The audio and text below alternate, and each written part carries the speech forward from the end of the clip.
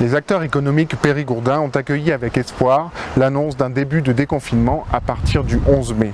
Mais l'inquiétude reste de mise, surtout pour tout ce qui concerne le tourisme et les festivals de l'été, essentiels à la vie économique du Périgord.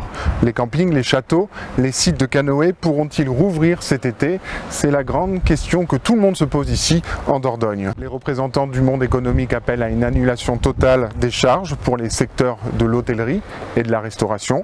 La Chambre des métiers et de l'artisanat souhaite que toutes les entreprises qui n'auront pas pu ouvrir pendant ces 2 mois puissent bénéficier elles aussi de cette annulation de charges. Elles pensent aux coiffeurs, aux esthéticiennes ou aux fleuristes par exemple. Près de 4600 entreprises périgourdines ont fait une demande de chômage partiel depuis le début de la crise. Cela concerne près de 29 000 salariés.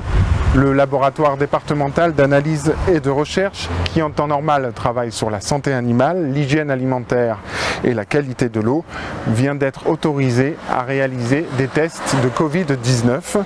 Le laboratoire départemental viendra donc épauler celui de l'hôpital et le réseau des laboratoires privés.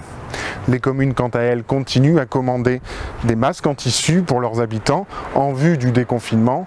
Exemple avec la ville de Périgueux qui vient de passer commande de 30 000 masques à une entreprise du Périgord. À la date du 14 avril, la Dordogne comptait un total de 146 cas de coronavirus selon les chiffres fournis par l'Agence régionale de santé.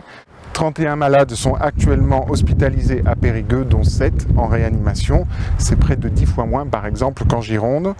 Avec le Lot-et-Garonne, les Landes et la Charente, la Dordogne reste l'un des départements de Nouvelle-Aquitaine les moins touchés par le coronavirus.